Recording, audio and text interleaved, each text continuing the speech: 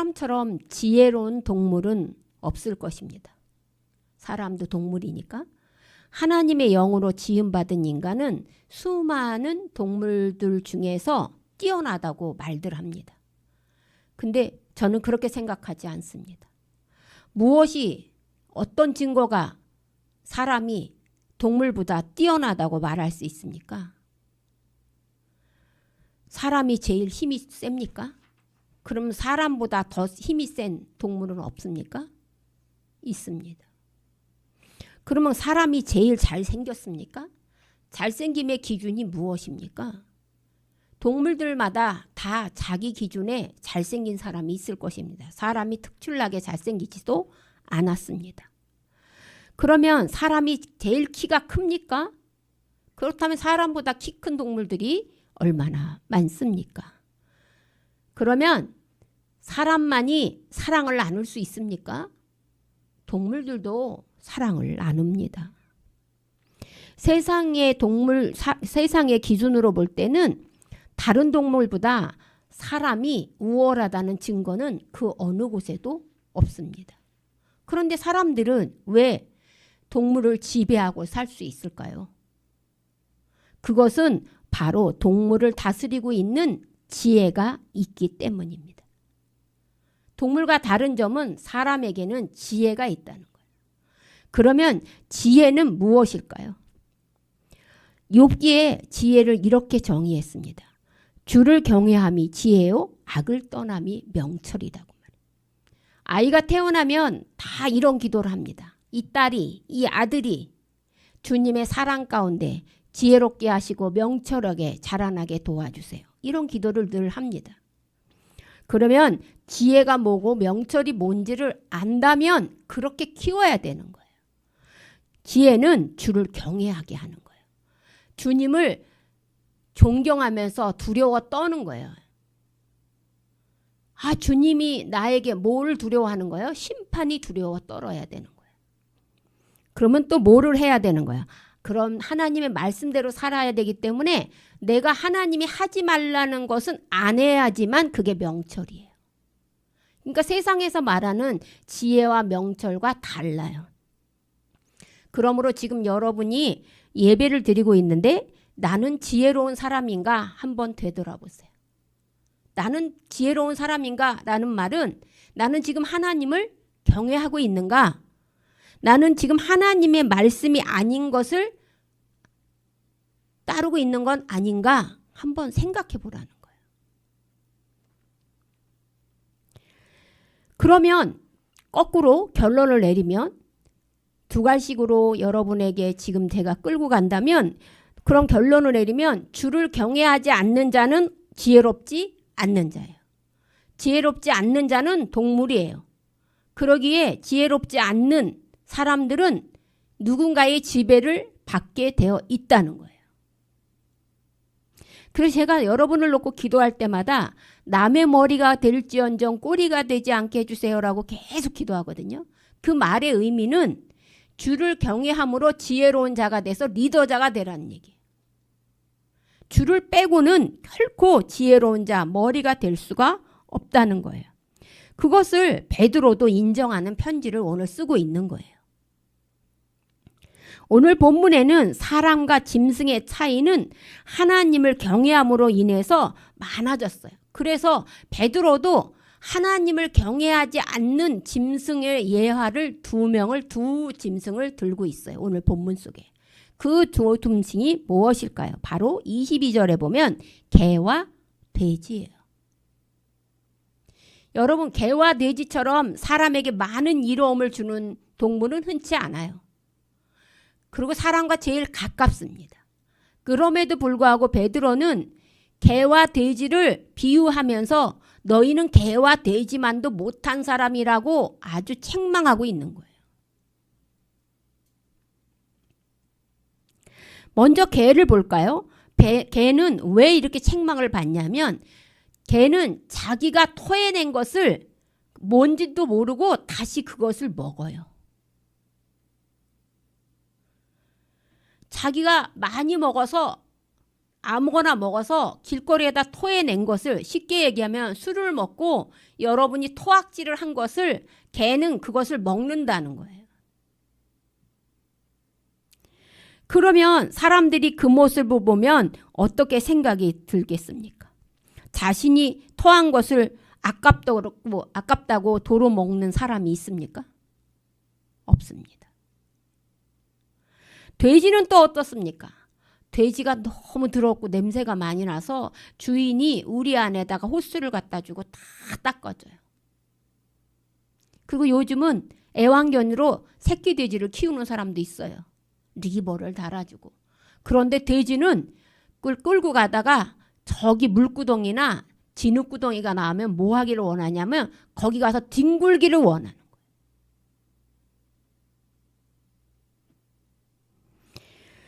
그러면 그 모습을 보고 우리는 기겁을 하는 거예요.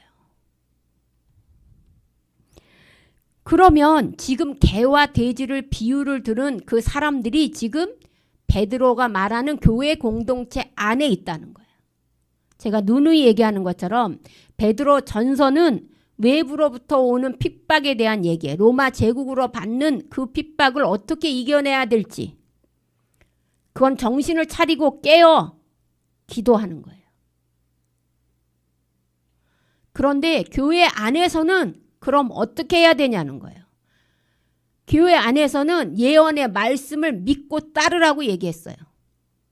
말씀밖에 없다. 니네 말씀을 제발 읽고 기억하고 따라라 라고 얘기하고 있는 거예요. 그리고 나서 그 말씀을 따르지 않는 사람들이 교묘히 교회 공동체 속에 들어와서 괜찮다고 자꾸 얘기한다는 거예요. 그들이 개와 돼지만도 못하다는 거예요. 이렇게 예수 그리스도의 수제자인 베드로를 화나게 한 그들은 과연 누구일까요? 유대인의 속담에는 개는 22절 한번 띄워주세요. 22절 한번 같이 읽어보도록 하겠습니다. 개는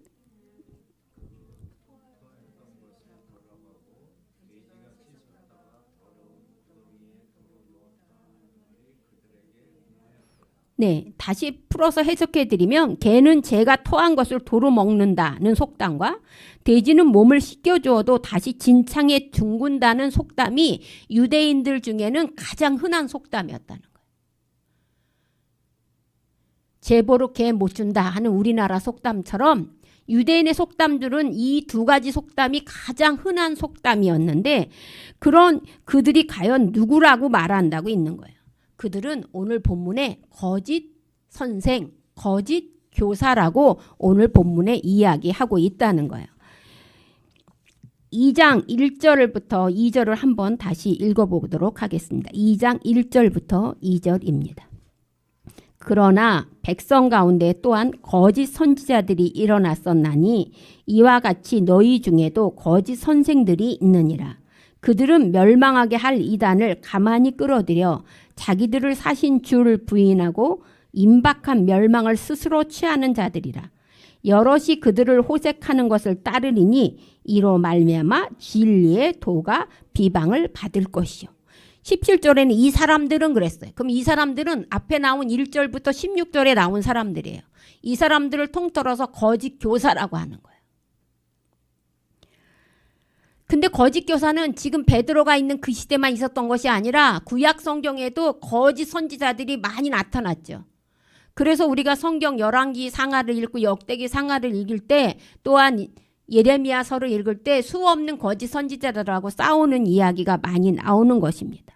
그러면 그들은 뭐라고 얘기했냐 이거예요. 거짓 선생들이 나와서 이 교회 공동체 속에 교묘히 슬며시 들어와서 뭐라고 가르쳤냐면 다 많은 것을 얘기하기는 어렵지만 딱 두 가지를 얘기를 지금 추스리고 있는 거예요. 하나는 하나님의 심판은 없다는 거예요. 요약해드리면. 또 하나는 영과 육이 있지만 영은 거룩한 것이고 육은 더러운 것이니까 자유롭게 마음대로 네 몸을 해도 된다고 주장하고 있다는 거예요. 이 두 가지가 교회 안에 들어와서 그러지 않아도 정말 거룩하게 살아야 되는 이 성도들로서 부담감을 느끼고 있는 사람들이 혹시 그게 맞아? 하면서 자유를 누리는 거예요. 그것을 보고 베드로는 지금 증거를 내세우면서 그게 아니다라고 반박하고 있는 거예요. 자, 첫 번째 뭐냐?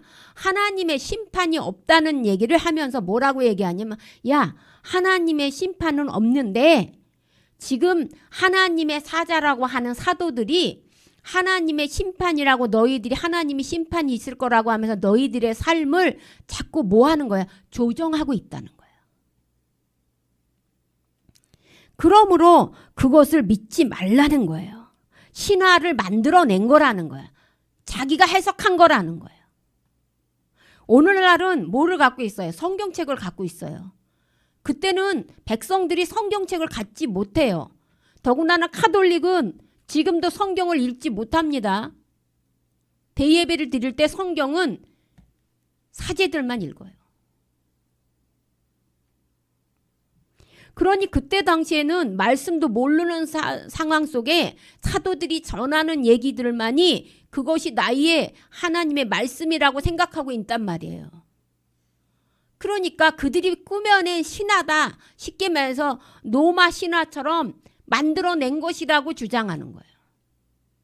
그러니까 막 자기의 생각대로 자기 육신의 정욕대로 막 살고 싶어서 막 몸부림치고 있는 이 사람들을 사도들이 예수 그리스도의 삶을 본받아야 됩니다. 거룩하게 구별되게 살아야 됩니다 하고 교회 공동체 속에 데리고 왔는데 그 교회 공동체 속에 와서 마지못해 따라가고 있는 그들에게 아니요. 심판은 없으니까 마음대로 살아도 돼요. 마음 꿀리는 대로. 육은 더러운 거니까 여러분 마음 꿀리는 대로 살아도 된다는 거야. 마음이 뭐예요? 영이잖아, 영. 영은 거룩한 거기 때문에 거룩한 것이 명령한 대로 살아도 된다는 거예요. 이것보다 더 신나는 일이 없어요. 그래서 그것을 하나님이 우리를 만들었을 때 원래 자유를 주기 위해서 왔다는 거예요. 그러니까 자유롭게 살으라는 거예요. 그러니까 이 말에 혹 미혹된 거예요. 성도들이. 그래서 자기 마음대로 행하고 있는 거예요. 그들을, 거짓 교사들을 베드로는 뭐라고 두 글자로 얘기하냐면 탐욕과 오만에 가득 찬 자라고 얘기합니다. 자, 그래서 그들의 특징은 뭐냐? 자기 배만을 위합니다. 그래서 만찬이라는 걸 초대교회는 하잖아요. 만찬을 할 때 그곳에서 많은 것들을 자기를 위해서 먹게 하고 그들의, 여기 성경에 오늘 본문의 2장 1절부터 16절에는 무슨 내용이 나오냐면 그들의 눈은 음탕한다 그래요. 음욕을 품고 있으며 그래요. 여러분 혹시 그런 거 보셨어요? 제가 유튜브 짤을 보니까 송은이라는 그 개그맨이 이런 얘기를 하더라고요. 자기를 인도하는 성경 모임이 있는데 거기에 성경 모임에서 성경을 안 읽으면 그날 보내주는 성경을 안 읽으면 벌금을 내는 게 있대요. 그런데 그 벌금을 제일 많이 낸 사람이 자기였대요. 송은이. 그래서 1년을 따져보니까 벌금이 너무 많더라는 거예요. 그래서 안 되겠다. 벌금을 줄여야겠다 생각해서 시간이 너무 없는데도 밤에 와가지고 눈을 비비면서까지 그것을 읽었대요. 근데 처음에 성경을 읽다 보니까 무슨 내용인지 아무것도 모르는 거야. 너무 답답한 거야. 그러니까 읽히지도 않는 거야. 그런데 1년을 그렇게 읽고 나니 뭐가 되기 시작하냐면 말씀이 들어오기 시작을 하더라는 거예요. 그래서 지금은 성경을 읽지 않는 시간이 없다는 거예요. 벌금을 한 푼도 안 낸다는 거예요. 성경은 이처럼 애쓰고 힘써야지만 되는 거예요. 자, 그럼 우리 한번 되돌아봅시다. 여러분은 성경을 매일매일 읽어요? 애쓰고 힘써서 봅니까? 오늘 하루가 지나가기 전에 내가 목표로 세워놓은 성경을 읽고 있냐 이거예요. 그런데 어떤 이가 얘기한다는 거죠. 괜찮아. 하나님은 사랑의 하나님이시니까 네가 성경을 안 읽어도 벌 내리지 않아. 이렇게 얘기한다는 거예요. 그러니까 그 말에 혹 넘어간 거예요. 그런 공동체 사람들이 만찬을 할 때 자, 또 하나의 짤이 도는데 뭔 짤이냐면 이런 짤이 도는 거예요. 청년 아이가 여자 청년이 목사님에게 문자를 보냈어요. 목사님, 이런 이유 때문에 이번 주에는 제가 리더예요. 못 갈 것 같습니다. 그랬더니 목사님이 그래? 괜찮아. 그러면서 그 뒤에 뭐라고 썼냐면 이렇게 썼다는 거예요. 그런데 네 푸사해 보니 네 몸매가 영 아니다. 이 청년은 내가 목사님한테 보냈는데 목사님이 이 신앙적인 것만 대답을 해주셔야 되는데 처음에는 왜 나에게 관심을 갖지? 그렇게 약간 이상하게 생각했다는 거예요. 그래서 맨날 보낼 때마다 네 허리 라인, 네 유방선이 어떻고 이렇게 보내니까 이거 좀 이상하다 하고 상담을 한 거예요. 그럼 누구랑 상담을 하겠어요? 청년이나 리더자한테 상담을 할 거 아니에요. 그러면 그들이 한결같이 이렇게 얘기한다는 거야. 네가 너무 예민해. 그냥 흘러 넘겨. 그랬다는 거예요. 그러더니 길을 지나가다가 장로님이 큰 교회 성도였던 것 같아요. 젊은 장로님이나 늙은 장로님들이 자기를 보면 자꾸 개인적으로 차 한잔하자고 얘기를 한다는 거예요. 회사 근처에 갈 테니 차 한잔하자. 자, 저는 지금 오늘날의 유튜브를 통해서 상담한 내용을 통해서 여러분에게 얘기하고 있어요. 그러면 그들의 눈에는 뭐만 가득 찼냐면 음욕만 가득 찬 거예요. 음욕. 음란한 생각. 그것이 예수님의 표현대로면 뭐예요? 간음이에요. 간음은 살인한 자예요. 그런데도 괜찮다는 거예요.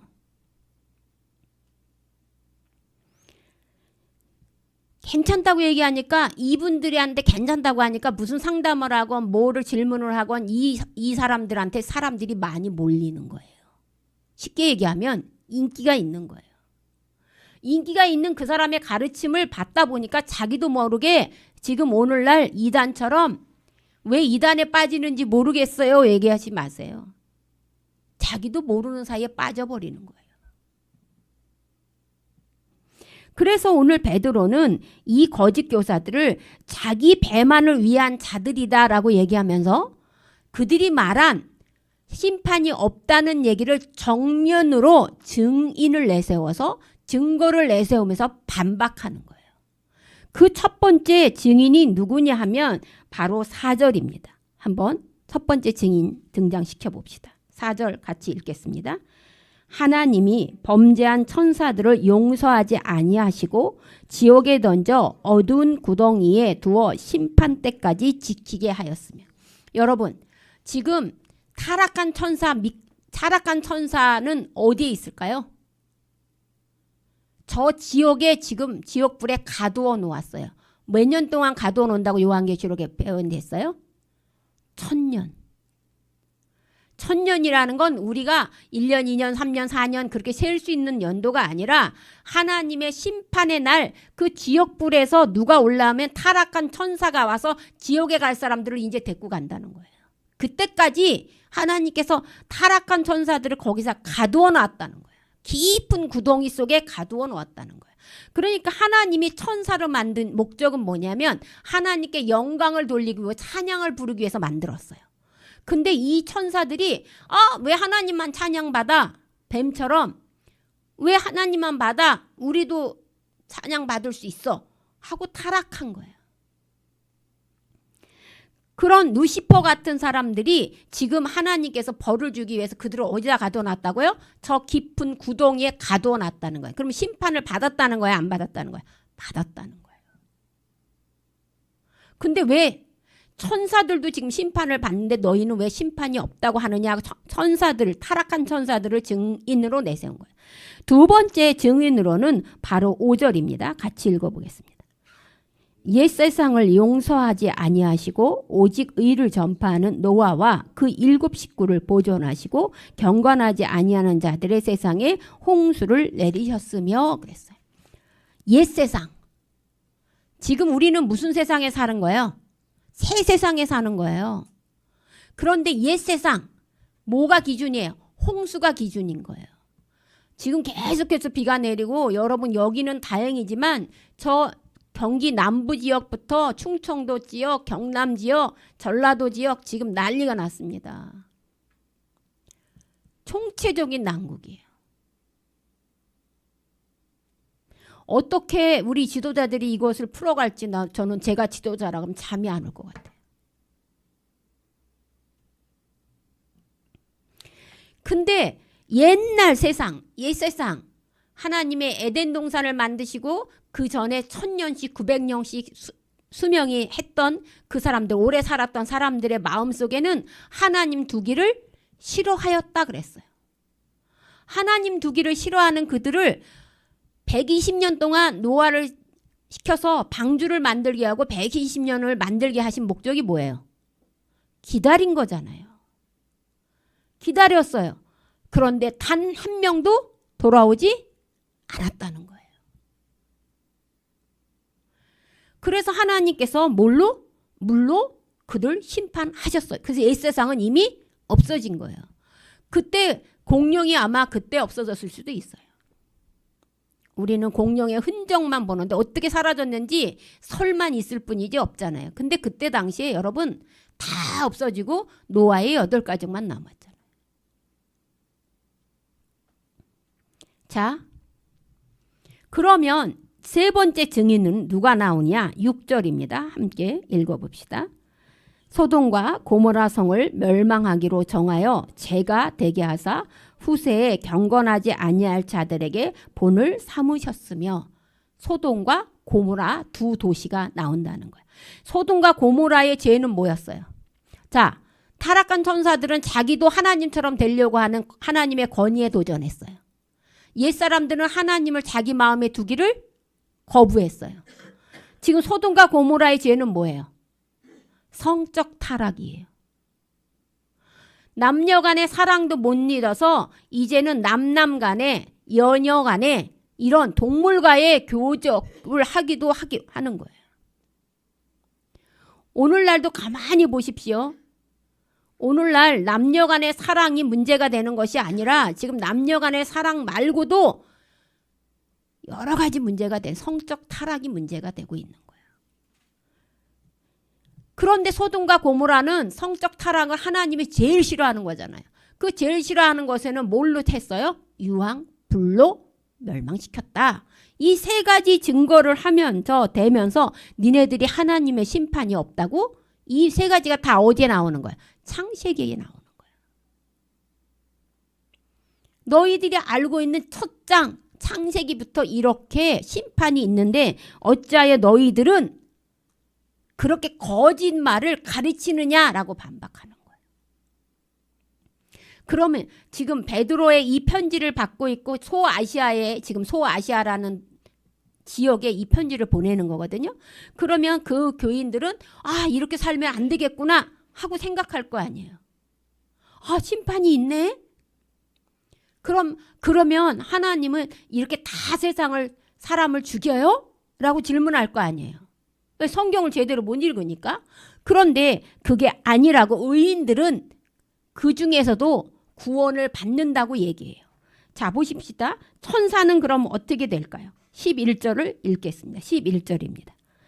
더 큰 힘과 능력을 가진 천사들도 주 앞에서 그들을 거슬려 비방하는 고발을 하지 아니하느니. 그러니까 하나님을 비방했던 자들은 어디로 갔어요? 깊은 구덩이로 갔고 나머지 천사들에게는 하나님께서 무엇을 줬어요? 더 큰 힘과 능력을 주게 했어요. 그래서 미카엘 천사처럼 이기는 거예요. 똑같은 천사에서 어떻게 보면 루시퍼가 더 큰 힘을 가졌을 거예요. 그런데 그가 타락하니까 이제 다른 천사들, 하나님을 배반하지 않는 천사들을 통해서 더 큰 힘과 능력을 주었다는 거예요. 그러면 옛 세상에 살았던 용서하지 않아서 홍수로 이렇게 멸망시킬 수밖에 없었던 자들 중에 구원함을 받은 자는 누구냐는 거예요. 여러분도 아시다시피 5절 끝에 노아와 그 7 식구를 보존하시고 그랬어요. 노아와 그의 아내, 그죠? 세 아들과 그의 아내들. 그러니까 모두 8명은 보존시켰다는 거예요. 하나님의 말씀에 순종해서 가정에서 하나님의 말씀대로 그저 120년 동안 방주만 짓고 있었어요. 세상에서 타락했는데도 불구하고. 그리고 가족은 구해줬다 이 소리예요. 그럼 세 번째, 소돔과 고모라 성에는 성적으로 다 타락했는데 누구를 구원해줬냐? 롯을 구원해줬다는 거예요. 롯. 그럼 롯을 구원해준 이유가 무엇일까요? 자, 6절이 소돔과 고모라 성을 했고, 자 6절 7절을 같이 읽어보겠습니다. 소돔과 고모라 성을 멸망하기로 정하여 재가 되게 하사 후세에 경건하지 아니할 자들에게 본을 삼으셨으며 무법한 자들의 음란한 행실로 말미암아 고통당하는 의로운 롯을 건지셨으니 그랬어요. 자, 롯이 한 행위가 의로운 게 아니에요. 롯은 무엇을 봤냐면 성적 타락하는 모습을 보고 뭐 했어요? 괴로워했다는 거예요. 그러니까 롯이 뭔 행동을 한 게 아니에요. 저건 하나님의 방법이 아닌데 하고 괴로워하는 롯을 보고 하나님께서 롯을 구원해 냈다는 거예요. 이렇게 분명하게 너희들이 심판이 없다고 했는데 하나님은 악인은 구덩텅이로, 의인은 하나님의 구원의 반석으로 끄집어내지 않았느냐라고 얘기하면서 그들이 어떻게 하냐? 거짓 교사들은 만약에 이제 베드로가 이렇게 가르치니까 이거 그러면 우리 거짓 교사들이 이거 내가 가르침을 받는 선생님들이 뭐가 문제가 있는 건가 봐. 그렇게 하면 떠날 거 아니에요. 그러니까 이 거짓 교사들이 가만히 있었겠습니까? 그래서 베드로와 같은 사도, 복음의 진리를 가르치는 이 성도들을 어떻게 하냐면 바로 욕을 한다는 거예요. 욕을 하고 마치 아주 그 사람들을 저주를 일삼는다는 거예요. 그래서 오늘날 교인들에게 목회자들이 목사들을 여러분이 판단하지 마십시오. 심판하지 마십시오라고 얘기하는 거예요. 뭐 때문에? 여러분이 혹시라도 죄 가운데 빠질까 봐. 그 목회자가 잘못을 안 했다는 게 아니라는 거예요. 목회자건 성도건 다 죄인이라 의인은 없어요. 그런데 그 잘못된 것을 잘못을 가지고 계속 그거를 물고 늘어지는 건 누가 하는 거냐? 거짓 교사들이 하는 거라는 거예요. 오늘 본문에. 그러므로 그들에 대한 심판은 지금 아까 천사들이 큰 힘과 능력을 거슬렀는데도 불구하고 11절에 보면 비방하는 고발을 하지 아니하였다 그랬어요. 그러므로 그들은 비방하는 일을 일삼았지만 하나님의 의인이 된 자들은 비방하지 않는다는 거, 남을.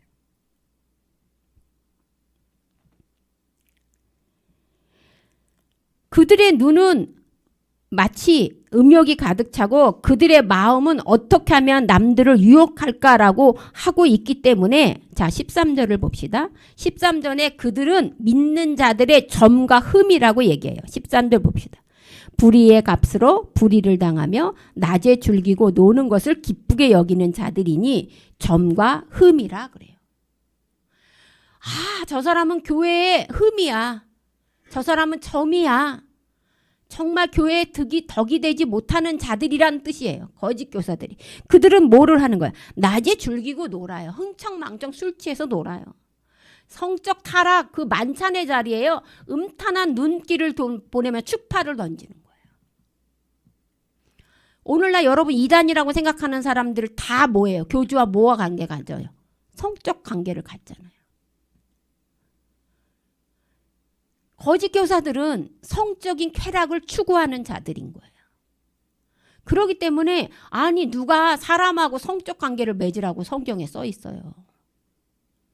근데 자기들도 모르게 그게 그렇게 빠져드는 거예요.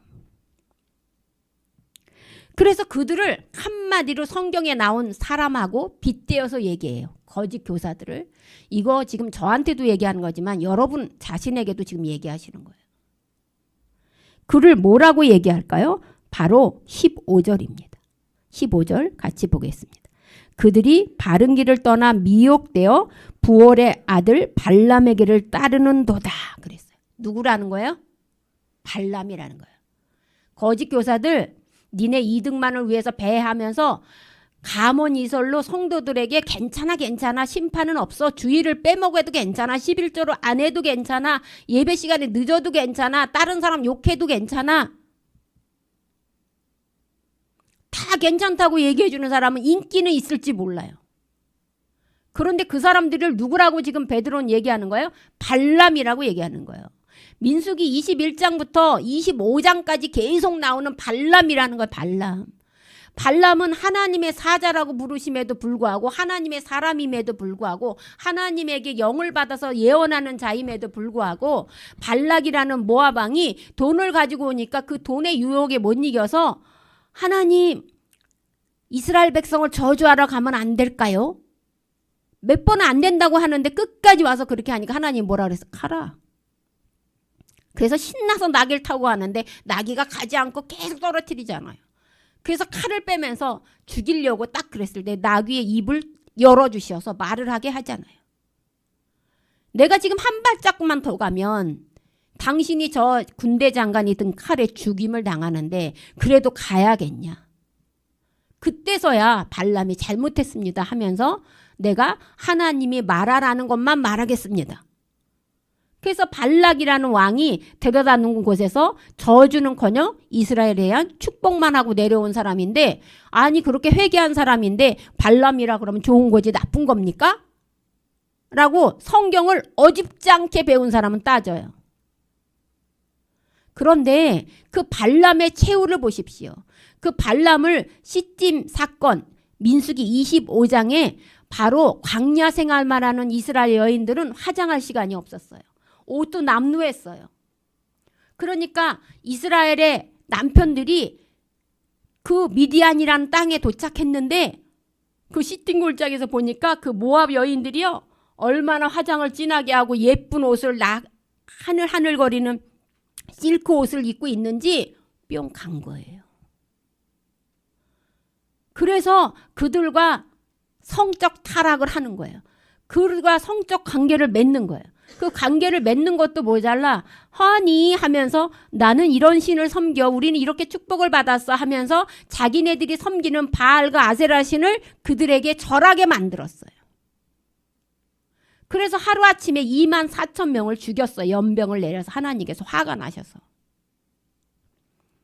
그 시딤 사건과 발람이 무슨 상관입니까? 라고 여러분 얘기할 수 있어요. 성경을 모르니까. 어디에 나오는데요? 얘기하면 여러분 어디에 나온다고 얘기할 수 있어요? 그래서 제가 성경을 여러분에게 장을 가르치고 절을 가르치는 거예요. 민수기 31장에 이스라엘 백성들이 시딤 사건의 주동자인 발람을 칼로 쳐 죽였더라고 되어 있어요. 그 모든 것의 주동자가 누구였어요? 이스라엘 남자와 모압 여인들을 관계를 맺게 해준 주동자가 누구였다는 거예요? 발람이었다는 거예요. 그래서 여호수아 13장에 그들이 이스라엘 백성이 그를 칼로 죽였다는 얘기가 또 등장하면서 발람 그러면 유혹에 빠지게 한 하나님의 사람 쉽게 얘기하면 하나님의 사람이지만 어떤 사람? 거짓 교사들이라고 그 사람을 별명을 지어주는 거예요. 그렇기 때문에 베드로는 그 사람을 끌고 와서 지금 교회 내에 심판이 없다고 가르치는 너희들이 바로 발람이야 라고 아주 심한 욕을 하고 있는 거예요. 자, 그러므로 자 봅시다. 17절에 이 사람들은 물 없는 셈이다 그랬어요. 이 사람들이 누구예요? 거짓 교사들이에요. 물 없는 셈이에요. 여러분 사막을 막 가는데 저기에 우물이 발견됐어요. 그래서 막 가서 물을 먹었는데 아우 썩으로 태태하고 뱉었어요. 무슨 우물이었어요? 마라의 쓴물이었어요. 그런데 그것을 달게 하신 이가 하나님이었어요. 자, 여러분 예수님은 자기 자신을 뭐라고 그랬냐면 나는 영원히 목마르지 않는 생수라라고 얘기해요. 베드로와 같은 사도들, 성도들은 올바른 복음의 진리를 배운 사람들은 예수 그리스도만 영광을 받을 수 있도록 그 진리의 말씀으로 영원한 생수를 인도해요. 그러나 거짓 교사들은 샘인 것 같아도 달려가 봤더니 물이 하나도 없는 거예요. 근데 물이 있는 것처럼 위장을 하는 거예요. 여러분 지금 물이 없는 걸 보셨습니까? 이것은 여러분의 믿음을 시험하는 겁니다. 여러분이 이제 얼마나 물 안 먹고도 잘 참을 수 있는지 시험하는 겁니다 하면서 교묘하게 넘어가는 거라는 거예요. 말로. 두 번째는 그들은 강풍에 밀려가는 안개라는 거예요. 하나님은 성경에 이렇게 얘기했어요. 우리의 인생은 한낱 안개와 같다 그랬어요. 안개가 뿌연 거 저는 여기 와서 문산에 와서 더 많이 느껴요. 한 치 앞도 내다볼 수 없을 정도의 안개가 있어요. 근데 내가 자주 다니는 길이니까 그냥 오는 거지 처음 오는 사람은 운전 앞으로 못 갑니다. 왜요? 누군가가 인도해 주지 않으면 그곳에 뭐가 있는지 몰라요. 깊은 나락으로 빠질 수 있기 때문에 못 움직여요. 그런데 이들은 괜찮아. 안개라도 괜찮아. 나만 믿고 따라와. 그런데 하나님께서 강풍으로 후 불면 이들은 금방 쓸려 내려가는 안개에 불과하다는 거예요. 아무것도 아닌 존재라는 거예요. 그럼 그들이 받을 심판은 뭐예요? 17절 끝에 캄캄한 어둠, 바로 구덩이가 예비되어 있다는 겁니다. 그러므로 사랑하는 성도 여러분, 그들을 비유하는 말로 22절에 유대인의 속담에 라고 얘기하고 있는 거예요. 걔가 그 토하였던 것으로 돌아간다. 그러니까 너희들이 죄된 사람이었는데 하나님께서 예수 그리스도를 보내줌으로 인해서 그 예수 그리스도를 믿으면 의인이 되는 자리인데 다시 거짓 교사들의 설명을 듣고 다시 그 죄된 생활로 다시 돌아가는 걸 마치 개가 그 토하였던 것으로 돌아간다고 비유하고 있는 거예요. 돼지가 씻어줬더니 더러운 구덩이를 보자마자 거기 가서 드러누웠다고 예언하고 있는 거예요. 그러므로 사랑하는 성도 여러분, 지금 너희들은 유혹하고 있다. 가몬이설로 유혹하고 있는 거니까 그들을 믿지 말아라. 너희들이 부패한 노예로 삶을 살지 말아라 라고 분명하게 오늘 속담을 비유하면서 너네는 개 되지도 못한 사람들처럼 하지 말아라 라고 얘기하고 있는 거예요. 사랑하는 성도 여러분, 그러므로 주의하셔야 됩니다. 무엇을 주의해야 돼요? 하나님께 영광을 돌리는 주일이에요. 주일은 여러분이 와도 되고 안 와도 되는 날이 아니에요. 주일은 무조건 드려야 되는 날이에요. 하나님께 영광을 드려야 되는 날인데 목사님 저 이런 일이 있어서 못 드려요. 여러분 목회자를 시험에 빠뜨리지 마세요. 그럼 제가 무슨 말을 합니까? 제가 할 수 있는 말은 네 밖에 할 수 없어요.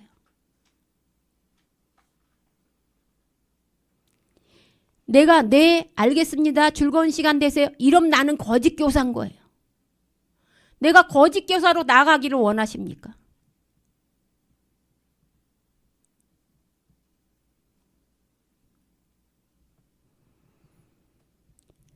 그러므로 내가 하나님께 11조를 내야 되는데 11조를 제가 급한 일이 있어서 여기에 썼는데 목사님 괜찮아요? 그럼 목사가 뭐라고 얘기합니까? 저주를 받을지어다 그러겠습니까? 거짓 교사로 만드는 사람이 여러분일 수도 있다는 거예요. 그러므로 여러분이 목숨 걸고 지켜야 되는 게 있어요. 그건 거룩한 주일이에요. 주일은 목숨 걸고 지키는 날이에요. 이런저런 이유로 빠져서 그것을 합리화하는 것, 그것은 거짓 교사라는 거예요. 저는 그것이 너무 속상해요. 보이니까. 그래서 제가 항상 하는 말 중에 뭐가 있어요? 이 세상에 가장 불쌍한 사람이 누구냐? 예수를 믿다가 중간에 어떠한 이유로 예수를 믿지 않고 다시 세상으로 돌아간 사람이라고 늘 얘기하잖아요. 그 사람들이 오늘 누구예요? 개와 돼지 같은 사람. 거짓 교사들의 속삭임에 그것이 자기 마음의 소리일 수도 있고 주변에서 어떤 사람의 얘기일 수도 있고 그런 감언이설에 빠져서 거짓 교사들의 최후가 깊은 구덩이인 것도 모르고 여기가 좋사오니 하고 자꾸만 깊은 구덩이로 들어가고 있는 성도들을 보면 저는 어떻게 해야 될지 모르겠어요. 그래서 지금 베드로가 펜이라는 칼을 들어서 모두 다 제거하려고 지금 베드로 후서를 쓰는 것처럼 저도 이 본문을 하면서 여러분에게 칼을 드는 거예요. 매를 드는 거예요. 이런저런 이유로 핑계대지 말라고. 핑계는 사탄의 자녀가 하는 말이에요. 하나님을 섬김에 있어서는 핑계는 있을 수가 없어요. 하나님을 섬기는 일은 무조건 순종이지 핑계는 없습니다.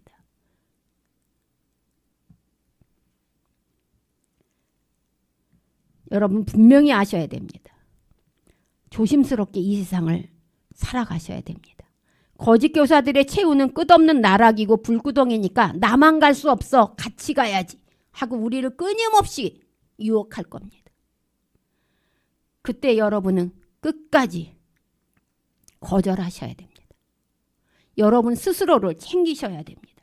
내가 이렇게 할 때 하나님의 말에 이게 맞는 건가? 누구의 얘기를 듣지 마세요. 말씀 속에 그것이 맞는지 말씀에서 무엇이라고 했는지 그것을 날마다 상고하면서 그 거짓 교사들의 유혹에 빠지지 않는 여러분이 되시기 바랍니다. 기도하겠습니다.